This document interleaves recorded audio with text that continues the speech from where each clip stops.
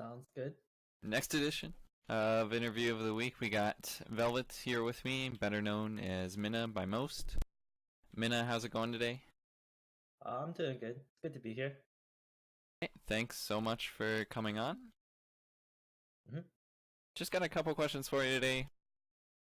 First off, we're going to start kind of reviewing on how you play Dota. Okay. And what I mean by that is when it comes to pub games, how do you pick heroes? What's your pub mentality? I honestly kind of just pick whatever the team needs. I think most heroes are viable patch, at least in pubs. Uh, so yeah, I don't know. I kind of like just play whatever. Like I think I can play most heroes, pretty much every hero. I think at a reasonable level. So I kind of just pick whatever I feel like playing. Honestly, obviously like I won't like throw the draft or anything. Like if I need to have a stun, then I'll pick a stun. But kind of just depends on what I'm feeling. You're definitely one of the outliers of EST Sunday, at least. I noticed most of the other people that I've interviewed, they've either played like 90% support and 10% core. You're like almost 50-50. I think you have 60% core and 40% support. Yeah. Part of that comes from the stacks that I play with too. Like some stacks I play with have like only core players, and some stacks only have like support players. So I don't know. You just kind of learn to do whatever. I think also when I like first started playing, I like had like 2 months or 3 months where I just randomed every game to like learn all the heroes. So it's that too. Mm-hmm. All right. So based off that, we get a patch on Thursday. Cross your fingers. What's your dream change? Dude, that's easy. Pangolier gets added to CM as is. That's all I need to happen. Because for those of you who don't know, my first pick subject is like a rank 900 Pango spammer. Like I think Pango's like already his most played hero, so it's got like a couple hundred games of Pango under his belt. It's a pretty good hero. Would make the season a lot easier to play. So no Dark Willow added to CM or anything like that, just the Pangolier? Yeah, probably just the Pangolier. I don't know if any of my supports play Dark Willow actually, but that hero feels pretty strong too. Alright. You thinking Pangolier would win you quite a few games? I don't know if it would win me games because honestly, it's probably just gonna get first phase ban, but it makes drafting a lot easier, right? Yeah. So at least in terms of RD2L, that is. Pub change, honestly, I don't know. I feel like I don't really have a good understanding of the patch as is, so I don't know if I would change anything for pubs. Mm-hmm. Alright, and speaking of drafting, talked about it a little bit there. Sort of a weird transition, but what made you decide to captain this season in RD2L? I know you played in the past couple seasons, I believe season 12 and season 11, just as a regular player. What made you decide to make the switch over to being a captain? I think I did it based off of like I was like flip flopping back and forth a lot. I think I did it based off of like which one I thought I would have a better team with. Like just based on who was captaining and like where I would likely to go or like who I'd be able to get for my first few round picks. Um, so yeah, I felt like I would have a stronger team if I ended up captaining as a relatively higher MMR player, as to kind of just like throwing it up to luck to see who I end up getting picked by, right? So and I don't think like the stuff that extra stuff you have to do as captain is like that much extra more work. It's just like organizing scrims and getting people to play. That's about it. And I actually took notice too. You're one of the unfortunate people that got, I think, 23rd pick in the draft, but you still have a decently high MMR average. Yeah, I don't know what the other captains were doing. I think I was like picked, yeah, like 23 or 25 or something like that, and I got, I think the highest MMR player in EST Sunday right now, subject as my first pick. Uh, I don't know what's up with that, but pretty good value first pick for sure. He might have been the one that got added right before the draft happened, so nobody really knew about him yet. And then, if I remember correctly, on draft night he was still Divine 2, but like even then, like I was looking at the player sheet and it's just like people were picking like ancient players and like 4Ks over him, and I don't know, it made no sense to me. So I just picked him up. It's like, right. I don't know. I'm not gonna look a gift horse in the mouth or whatever saying is. I believe that's pretty much the saying. I don't remember it either. I learned it at some point. Yeah, something like that. You made that transition, I'd say, pretty successfully. Drafted a good team of players. I asked a similar question last week to Artie Boy about how being a captain from a core role can be kind of difficult. Do you feel that same difficulty trying to lead a team from playing mid role? Only during like the first like 10-15 minutes maybe, like during laning, I think. Because like obviously I have to focus on lane. I can't really like lead my supports around. But like after that, it's not too bad because I don't really play farmy mids as much. So like usually more like tempo mids, like pucks and stuff. So it kind of like transitions naturally. You know, that's like you get your blink, you get your veil, and you're pretty strong, and you kind of like naturally shot call from there.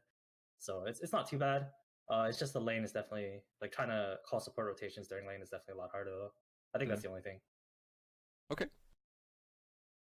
I'm assuming you're doing all the drafting for your team as well. Yeah, drafting is like kind of a team effort. Like I have we just like talk about it in between games or whatever, and like throw out ideas. And like I'm the one that has the final say, but it's mostly a team effort, I think. All right. So, being in that drafting role, it's more of a team thing. What is your take on the fresh RD2L meta for season 13? And what I mean by that is, are there any heroes that you think should be banned more? Are there any heroes being banned that shouldn't be being banned? And are there any surprising heroes being picked or not being picked? Mm-hmm. Yeah, I don't know. I actually kind of like the meta for RD2L right now because it feels like most of the first phase heroes are like targeted towards specific teams, like, and like there's not that many heroes that are just like flat out broken right now. There's like the one hero that I have noticed though is I think like Sniper and Tinker. I see picked a lot more than I think they should. I don't know why. Like they're not actually, like I promise they're not actually as good as most captains think they are. But I think like every other game we play like I guess a Sniper or a Tinker. It's just like some high ground defense hero, and it just I don't know. Like I don't know why people keep picking it. It's makes games really sad to play. But other than that, it's just like yeah, it's mostly just targeted bans and like targeted picks because I think every hero or every team like kind of has their own heroes that they play. Yeah, I mean, I'm not gonna list specific examples. I guess that seems kind of mean, but yeah, like I think most teams have their own heroes that they try to like focus around. All right. Yeah, I've generally noticed the same pattern. I think that's a good thing. So you got Vinyl's team coming up next week. The Wisp who shagged me. Anything you wanna say to them? Nah, they know what's coming for them. All right. You're right in the middle of the pack right now. You're actually tied with my team as well. A lot of teams going 2-2 this season. It's kind of strange actually. We only have one undefeated team through 2 weeks, which I think last year we had 3 or 4. So that's pretty surprising. Yeah, I think the skill level generally got a lot higher. Like I know, like there's a lot more players that I think are pretty decent now. So it's a lot harder to have like teams that just are significantly better than everyone else, I would say. Mm-hmm. All right. We're going to move on to Dota Buff Quiz. I think that was almost perfect time. I'm aiming for 5 minutes on these. Nice. Okay, so Dota Buff Quiz. If you don't know the rules, the points don't matter. Literally just asking you this just because I'm curious to see if you can actually guess some of this stuff. Oh god. All right. I made some of it kind of difficult, but we'll see. So, you and your team, as you talked about doing team drafting, have banned this hero in all 4 of your RD2L matches this season. What is it? Brew? Correct. Alright. I figured that one would be pretty easy. That one's pretty easy, yeah. There's a reason for that. But... Yeah. Alright, so 1 point. Going into question 2.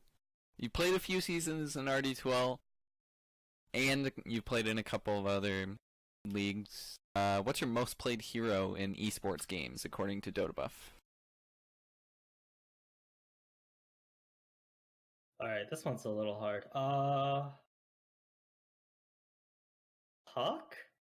Correct. Nice, dude. I'm good at this. Alright. Well, it only has 8 games recorded, so I don't know how accurate that is, but I honestly couldn't find any other metric to like look at in order to find pro games, so I just went with that. I don't know. Fun hero. I like picking Puck for myself.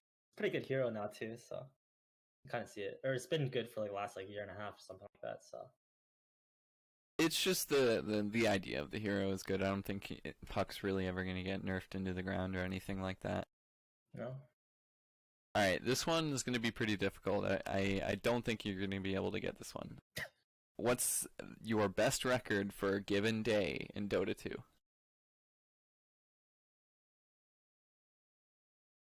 Alright, I'm just gonna guess. I remember during college I had a few days where I just like fiended the hell out of Dota, so I'm gonna guess like 10 and 1, maybe? So close, 11-1. Damn. But I mean, that's ridiculously close for how difficult that question is. So I guess I'll give it to you. Nice. So, fourth question. Your most played hero is Invoker. And we talked about how you play a lot of support as well as carry. Your second most played hero is a support. What's the support hero and what's your win rate?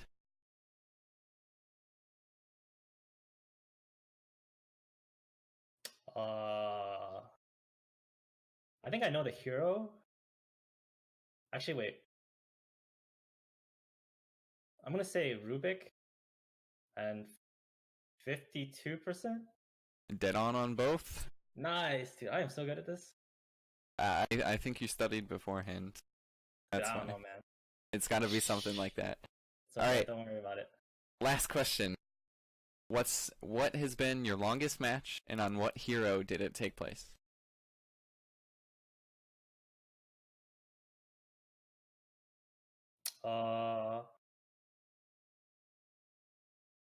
Wait. So do you want me to guess like the how long it was, or just the hero? Yes. Yeah. Just like in general, how long it was. You can get within okay. like 10 minutes. That's fine. Okay.